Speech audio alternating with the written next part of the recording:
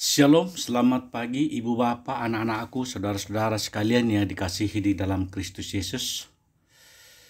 Dari Bukit Sion saya menyapa Ibu Bapak, semoga dalam keadaan sehat karena lindungan, pimpinan, dan penyertaan Tuhan.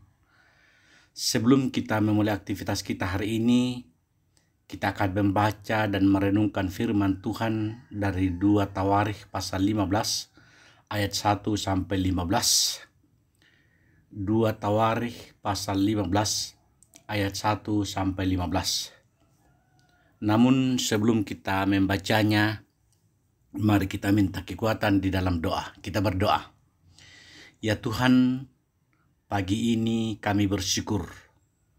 Tuhan sudah membangunkan kami dengan tubuh yang sehat. Kami akan memulai aktivitas kami, kiranya Tuhan menolong kami. Kami akan membaca, mendengarkan, dan merenungkan firman-Mu. Ya Roh Kudus, kuasai kami, agar firman-Mu ini dapat kami pahami, dapat kami mengerti, dapat kami lakukan dalam kehidupan kami. Bersabdalah Tuhan lewat hamba-Mu, karena kami anak-anak-Mu telah siap mendengarkan. Di dalam Kristus Yesus kami berdoa dan bermohon kepadamu. Amin. 2 Tawarikh pasal 15 ayat 1 sampai dengan ayatnya yang ke-15. Firman Tuhan demikian. Asaria bin Oded dihinggapi roh Allah. Ia pergi menemui Asa dan berkata kepadanya, "Dengarlah kepadaku, Asa dan seluruh Yehuda dan Benyamin. Tuhan beserta dengan kamu, bila mana kamu beserta dengan dia. Bila mana kamu mencarinya, ia berkenan ditemui olehmu. Tetapi bila mana kamu meninggalkannya, kamu akan ditinggalkannya. Lama sekali Israel tanpa Allah yang benar, tanpa ajaran daripada imam dan tanpa hukum.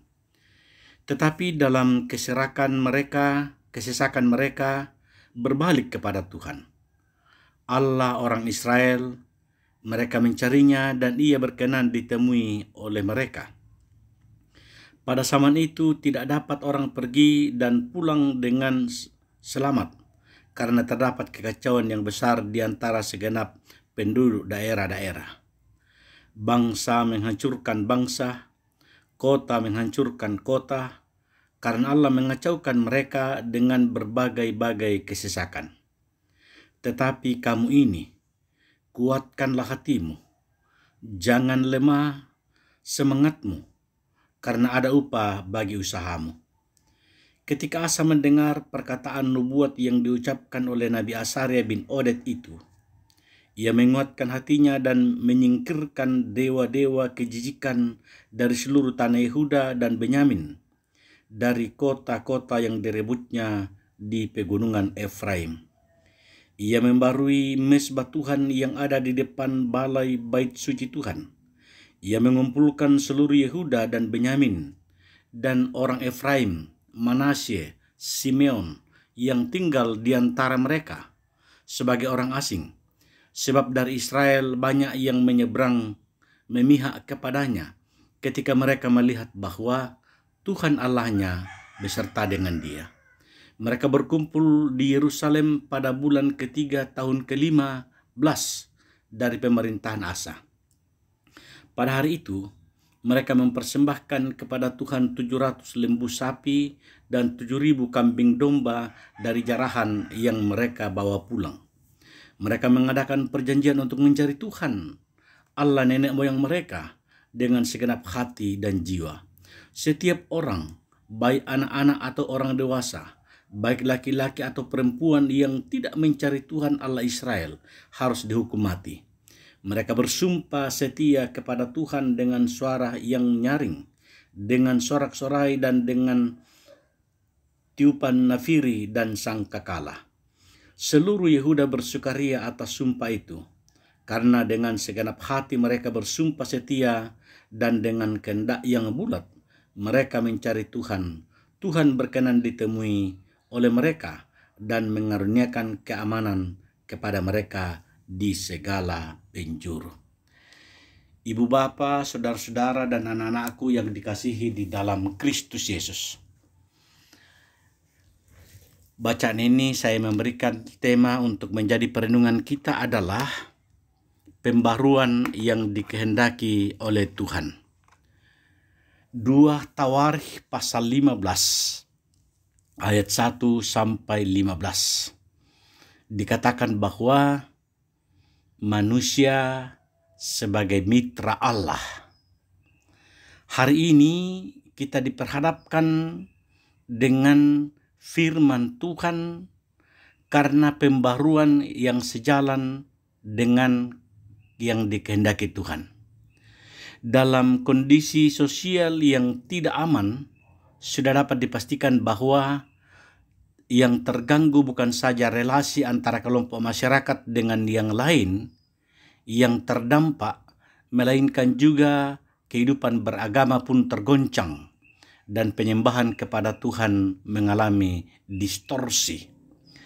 Keadaan ini dijelaskan demikian lama sekali orang Israel tanpa Allah, tanpa ajaran pada imam, dan tanpa hukum dalam ayat 3 bacaan kita tadi. Dan ini disebabkan oleh kekacauan dalam masyarakat. Sebab pada waktu itu tidak dapat orang pergi dan pulang dengan selamat karena terdapat kekacauan yang besar di antara segenap penduduk daerah-daerah.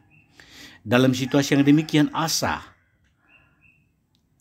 di mana raja ketiga melakukan pembaruan dalam kehidupan agama untuk mengembalikan penyembahan kepada Tuhan.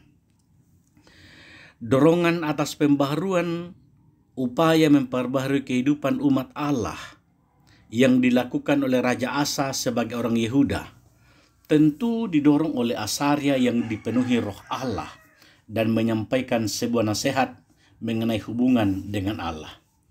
Asaria dipakai oleh Allah untuk menyatakan kehendaknya dan ia patut diperhatikan. Dengarlah kepadaku Asa dan seluruh Yehuda dan Benyamin. Tuhan beserta dengan kamu apabila kamu beserta dengan Dia. Bila mana kamu mencarinya, ia berkenan ditemui olehmu. Tetapi bila mana kamu meninggalkannya, kamu akan ditinggalkannya. Pernyataan ini mengingatkan hubungan Israel dengan Tuhan yang berjalan tidak sebagaimana mestinya. Karena lama sekali orang Israel tanpa Allah yang benar, tanpa ajaran daripada imam, tanpa hukum. Ketika Israel hidup tanpa Allah yang benar dan tanpa ajaran imam, maka hal ini berdampak pada kondisi sosial politik yang tidak stabil. Bangsa menghancurkan bangsa, kota menghancurkan kota, karena Allah mengacaukan mereka dengan berbagai-bagai kesesakan.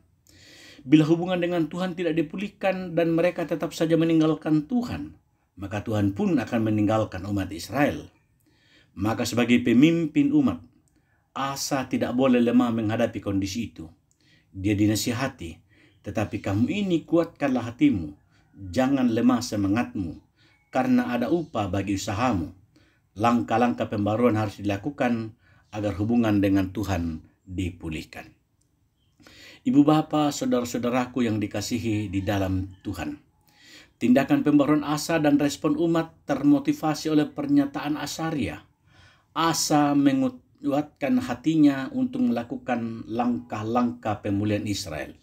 Dengan komitmen yang kuat akan kebenaran kehendak Allah melalui petua Asaria, dilakukan pembersihan keberadaan dewa-dewa kekejian dari seluruh tanah Yehuda dan Benyamin, dan dari kota ke kota direbutnya di pegunungan Efraim.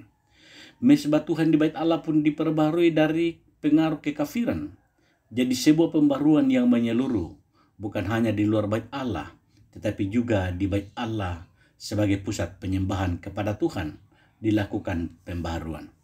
Dalam lingkungan keluarga raja pun dilakukan pembaruan dengan membuat maka neneknya dari pangkat ibu suri, karena neneknya itu membuat patung Asyera yang keji. Patung Asyera adalah patung Dewi Kanaan sebagai lambang kesuburan. Patung ini dirobohkan dan dihancurkan. Bangsa Israel menyambut pembaruan Asa itu dengan sukacita. Mereka berkumpul di Yerusalem memberikan persembahan kepada Tuhan berupa lembu sapi dan kambing domba. Mereka pun membuat perjanjian untuk mencari Tuhan. Dan ini dilakukan dengan segenap hati dan jiwa. Dalam hubungan dengan perjanjian itu, setiap orang baik laki-laki maupun perempuan wajib mencari Tuhan. Siapa yang tidak melakukannya dihukum mati. Karena itu mereka dengan sukacita dan dengan segenap hati bersumpah di hadapan Tuhan untuk mencari Tuhan. Hasilnya Tuhan berkenan kepada bangsa itu dan mengaruniakan kepada mereka keamanan di seluruh penjuru negeri. Kondisi sosial yang sebelumnya kacau dan tidak ada penyembahan kepada Tuhan, kini berubah dan menjadi baru. Tuhan disembah dan dimuliakan, serta ada keamanan dalam kehidupan masyarakat.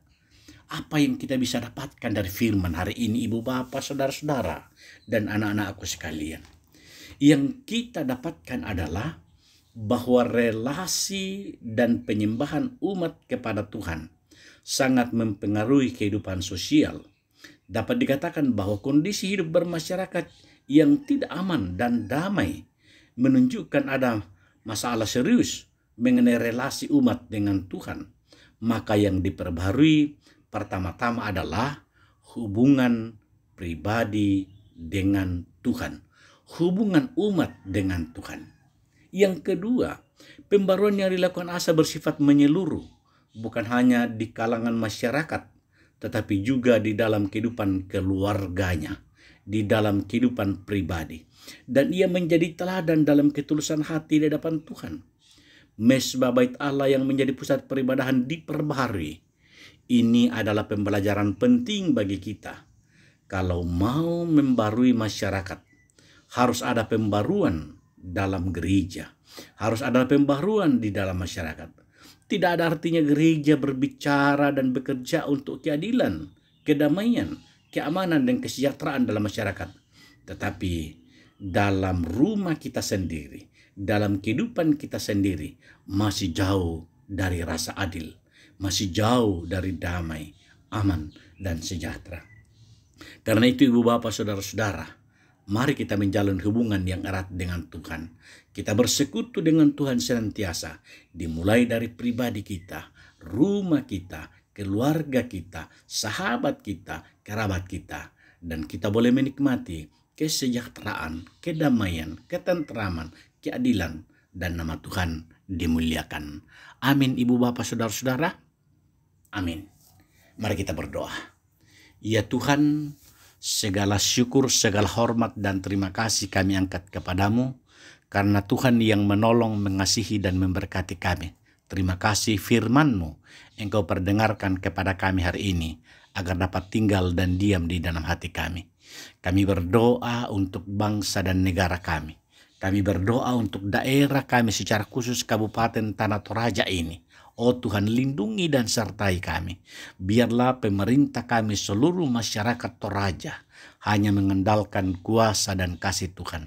Senantiasa melakukan pembaruan dalam hubungan dengan Tuhan. Sehingga hidup kami, hidup yang mengandalkan Tuhan saja. Hidup yang dipimpin oleh Tuhan saja. Berkati kami semua. Lindungi dan sertai kami dalam setiap aktivitas kami, dalam pekerjaan kami, sehingga lewat pekerjaan kami pun menjadi saksimu untuk hormat dan kemuliaan bagi namamu. Kami pun senantiasa bersukacita karena rahmat, berkat, dan pertolongan Tuhan. Dengarkanlah doa kami bersyukur dan berterima kasih kepadamu. Di dalam Kristus kami berdoa. Amin. Selamat beraktivitas. Tuhan memberkati dalam kehidupan kita.